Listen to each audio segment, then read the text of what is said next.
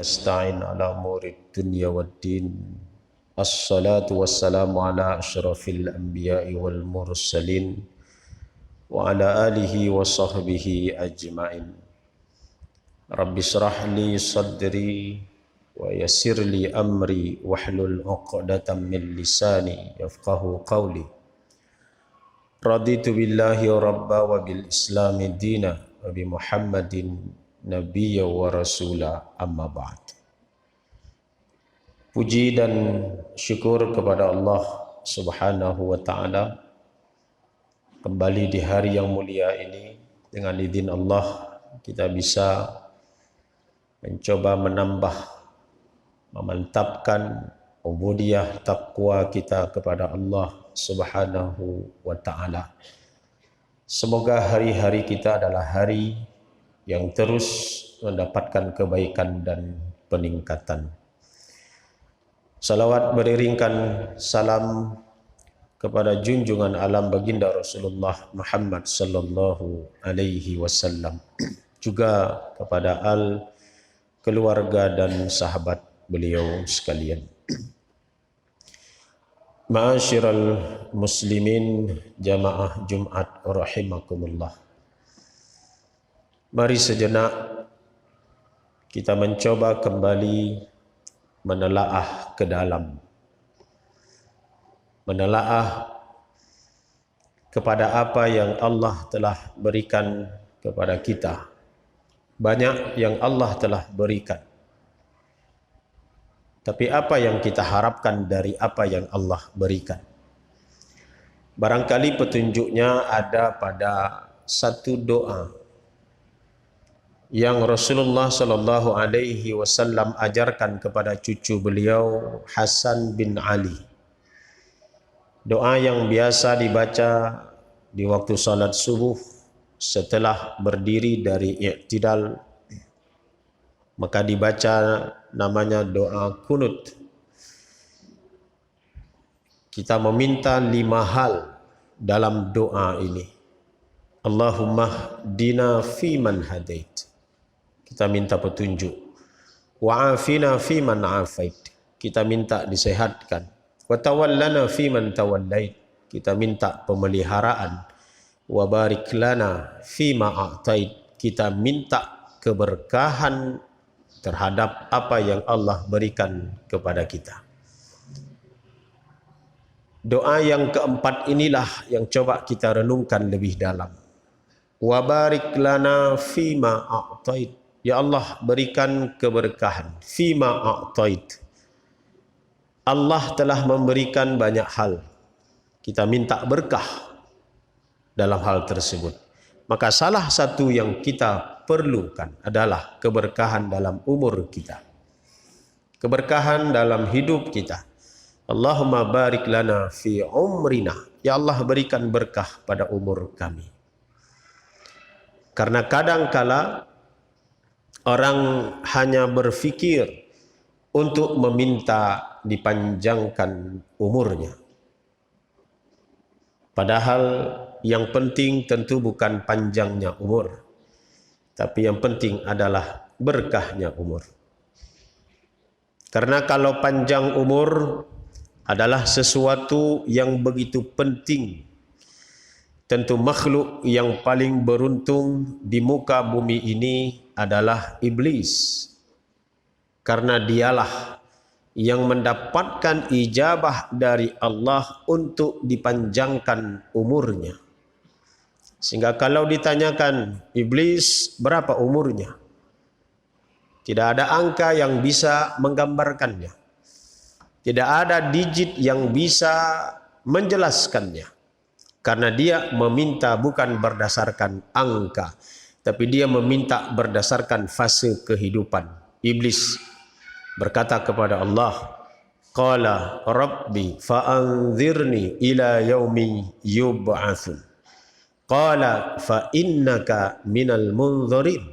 Ya Allah, tangguhkan umurku, buat aku menunggu dalam kehidupan ini ila yaumi yub'atsun, sampai hari kebangkitan kelak. Kapan hari kebangkitan? Wallahu a'lam. Tidak ada satu orang pun yang bisa memprediksikan secara akurat dan pasti kapan hari akhirat itu akan datang. Dan berapa lama sudah iblis menjalani kehidupan? Subhanallah, wallahu a'lam. Tapi ahli arkeolog pernah menemukan sebuah fosil, misalkan lalu mengatakan bahwa ini usia fosil sudah ada 200 juta tahun. Berarti kehidupan iblis barangkali seangka tersebut. Tapi berapapun jumlahnya, yang penting adalah andai kata umur yang panjang adalah sesuatu yang penting, maka iblis adalah makhluk yang paling beruntung.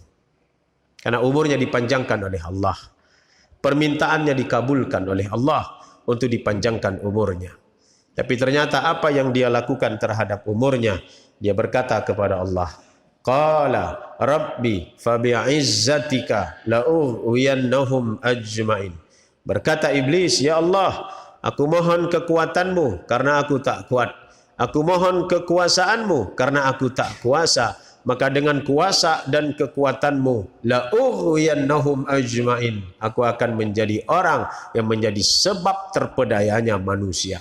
Aku akan menjadi sebab termudarakannya manusia. Aku akan menjadi sebab tergelincirnya manusia. Subhanallah, umur yang begitu panjang yang Allah izinkan kepada iblis untuk menjalaninya, ternyata hanya dia inginkan untuk menjadi sebab mudarat bagi orang lain.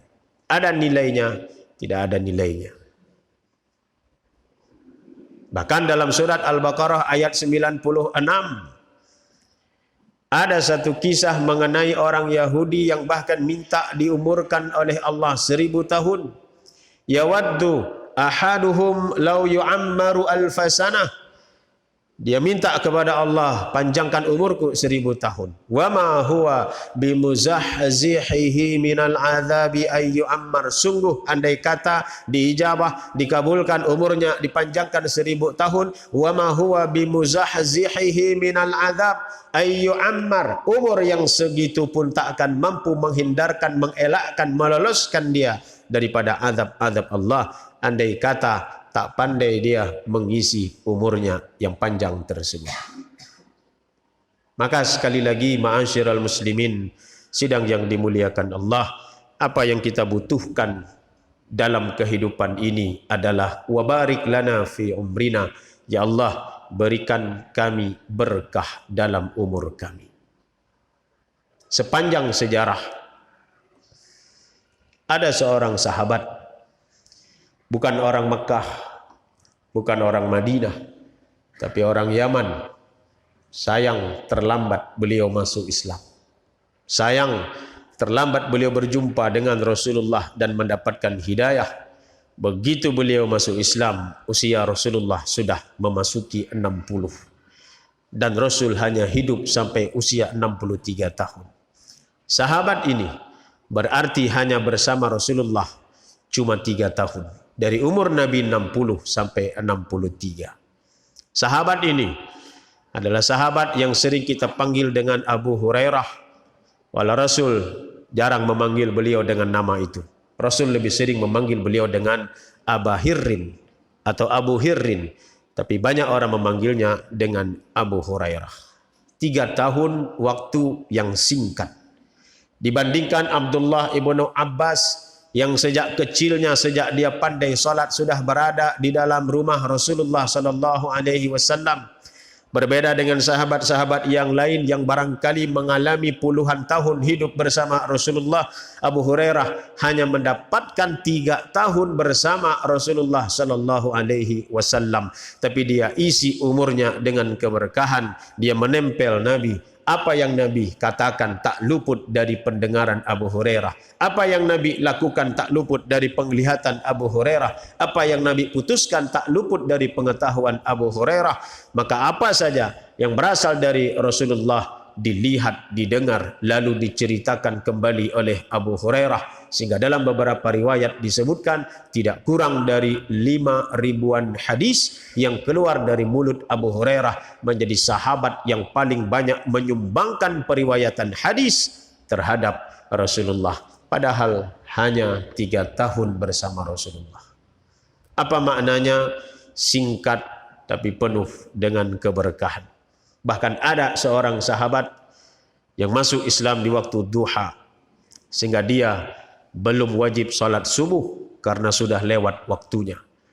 Begitu masuk Islam, dapat panggilan jihad, dia ikut serta dan dia terbunuh dalam perang itu dan mati syahid, dan matinya adalah sebelum masuk waktu salat duhur. Subhanallah. Dia hanya menikmati Islamnya di waktu duha saja, karena duha itu sampai kepada istiwa sebelum masuknya salat duhur. Dia belum melaksanakan salat subuh, dia belum melaksanakan salat duhur, dia belum melaksanakan satu amal ibadah pun. Singkat sekali kehidupannya di dalam Islam, tapi subhanallah, dia dapatkan keberkahan dalam kehidupannya.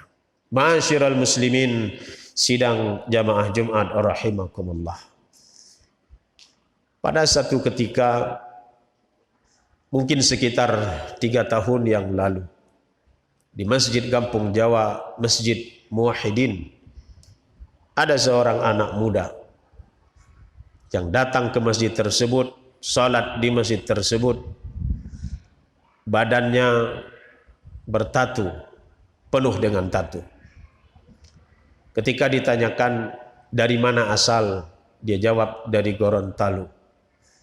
Ketika ditanyakan dalam rangka apa ke Aceh, dia jawab dalam rangka mengisi kebaikan-kebaikan, mengajak orang untuk melaksanakan salat, berjalan dari rumah ke rumah, dari pintu ke pintu, tak peduli dicaci maki orang, dihina orang, diludahi orang, diusir orang. Dia hanya hendak mengajak orang untuk salat. Ayo kita salat, ayo kita salat, ayo kita salat. Dan ketika ditanya berapa umurnya, dia jawab 1 bulan. Tentu 1 bulan bukan umur berdasarkan akta kelahiran, karena dia sudah besar, sudah remaja, sudah dewasa, sudah berjalan-jalan antar pulau bahkan. Tapi maksud 1 bulan adalah umur dia baru mengenal Allah. 1 bulan adalah umur dia baru mencoba mengisi hidupnya dengan kebaikan. 1 bulan yang lalu dia katakan, dia pulang dari sebuah perjalanan kembali ke rumahnya. Setiap hari menuju ke rumah dia melintasi sebuah masjid. Tapi selama ini suara apapun dari dalam masjid, apakah suara imam yang merdu ketika memimpin salat berjamaah, apakah suara lantunan azan yang begitu luar biasa, apapun suara itu tak mampu mengusik hatinya untuk sekadar berhenti dan menyimak. Tapi hari itu, 1 bulan yang lalu itu, dia mendengar suara azan, dia terduduk dan menyimak sampai selesai, sampai kemudian satu cahaya hidayah masuk ke dalam dirinya. Benar bahwasanya ada satu pernyataan, may yahdihillah fala mudillalah. Kalau Allah sudah memberikan hidayah, tidak ada orang yang bisa menolak. Wa may yudlilhu fala hadiyalah. Tapi kalau Allah masih menahan hidayah petunjuknya, tidak ada yang bisa memaksakannya. Hidayah masuk ke dalam hatinya, di saat itulah dia berjanji dalam dirinya, mulai hari ini umur tidak akan aku sia-siakan. Mulai hari ini umur mesti diisi dengan kebaikan-kebaikan. Dia bertobat kepada Allah, dia mengikuti sebuah kelompok jamaah tabligh yang mencoba menjalankan misi kerasulan, misi kenabian, misi yang begitu susah untuk kita laksanakan hari ini, karena begitu individualisnya kehidupan manusia, tidak mau diganggu oleh orang lain, bahkan dalam hal kebaikan, tapi dia siap mengisi hidupnya dengan kebaikan. Walau cemoohan, caci maki, penolakan, dia tetap datang hanya sekedar untuk melapor kepada Allah, ya Allah, aku telah menyampaikan perintahmu untuk mengajak orang melaksanakan ibadah salat. Ma'asyiral muslimin, sidang jamaah Jumat rahimakumullah. Apakah penting umur yang panjang? Tidak terlalu penting, tapi yang penting adalah keberkahan dalam umur kita. Oleh karenanya, bagaimana mengisi umur kita dengan yang terbaik? Mari kita lihat bagaimana Rasulullah satu hari ditanya, ya Rasulullah, ayyul a'mal afdal? Rasul jawab, bakti kepada orang tuamu. Lalu ditanya kembali oleh orang yang lain, ayyul a'mali afdal? Lalu dijawab, al jihadu fi sabilillah, perang di jalan Allah. Lalu ditanya kembali, ayyul a'mali afdal, oleh orang lain lagi. Beliau lalu menjawab, al-infaq bimalika wa amwalika, infak dengan harta. Lalu ditanya lagi oleh orang yang lain lagi, ayyul a'mali afdal, lalu dijawab, as-salatu ala waqtiha, salat tepat pada waktunya.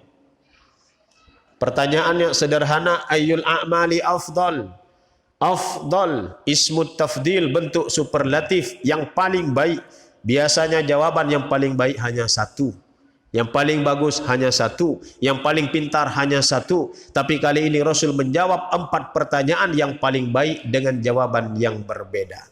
Kenapa? Karena Rasul dengan pemahaman psikologis beliau, kejiwaan beliau, menjawab setiap pertanyaan sesuai dengan yang bertanya. Ketika yang bertanya ahli gulat, pandai berperang, amal terbaik baginya adalah berperang. Ketika yang bertanya adalah hartawan kaya raya, amal terbaik baginya adalah infak dengan harta. Ketika yang bertanya memiliki kedua orang tua yang sudah tua dan sakit-sakitan, amal terbaik adalah bakti pada orang tua. Dan ketika yang bertanya adalah orang yang senantiasa terlambat untuk melaksanakan solat, maka amal terbaik baginya adalah solat tepat pada waktunya. Maka subhanallah, setiap orang bisa meraih mengisi umurnya dengan kebaikan sesuai kapasitasnya. Kullu ya'malu ala syakilatih farabbukum a'lamu biman huwa ahda sabila. Katakanlah, setiap orang berbuat sesuai kapasitasnya. Tuhanmu lah yang lebih mengetahui siapa yang paling mendapatkan petunjuk di antara kamu sekalian. Ma'asyiral muslimin, sidang yang dimuliakan Allah Subhanahu wa taala, maka hari ini, detik ini, kita masih diizinkan oleh Allah untuk mencoba mengisi kembali umur kita, usia kita dengan keberkahan. Maka mari kita melihat ke dalam diri kita, apa potensi yang kita punya, apa kapasitas yang kita miliki, apa talenta dan bakat yang kita didapatkan anugerah dari Allah. Maka mari kita berbuat sesuai dengan kemampuan kita untuk mengisi umur kita yang penuh dengan keberkahan.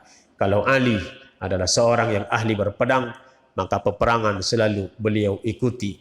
Kalau Utsman bin Affan, orang tua yang lemah, maka tidak mungkin beliau berperang, maka namanya sulit ditemukan dalam daftar peperangan-peperangan. Tapi namanya selalu muncul di balik setiap peperangan dengan harta yang beliau keluarkan untuk membiayai logistik perang dalam Islam. Artinya apa? Sekali lagi, mari kita beramal sesuai dengan kemampuan kita, kapasitas kita, dan mari kita jadikan umur kita penuh dengan keberkahan. Semoga menjadi manfaat. Mohon maaf atas segala kesalahan, mohon ampun Allah atas segala kekhilafan. Alhamdulillah, alhamdulillahi rabbil alamin, hamdan katsiran kama amar. Asyhadu an la ilaha illallah wahdahu la syarikalah, irghaman liman jahada bihi wa kafar, wa asyhadu anna Muhammadan abduhu wa rasuluh sayyidul khalaiq wal bashar. Allahumma salli wa sallim ala sayyidina Muhammadin wa ala alihi wa sahbihi masabihil gubar. Amma ba'du, fa ya ibadallah, usi nafsi wa iyyakum bitaqwallah, faqad fazal muttaqun. Qala Allah ta'ala fi kitabihil karim, a'udzu billahi minasyaitonir rajim. Bismillahirrahmanirrahim. Wa latajidannahum ahrasan nasi ala hayah wa minal ladzina asyraku yawaddu ahaduhum law yu'ammaru alf sanah wa ma huwa bimuzahzihihi minal adzabi ay yu'ammar wallahu basirum bima ya'malun. Sadaqallahul azim. Barakallahu li wa lakum bil Qur'anil azim wa nafa'ani wa iyyakum bima fihi minal ayati wadh-dhikril hakim. Taqabbala minni wa minkum tilawatahu innahu huwal ghafurur rahim.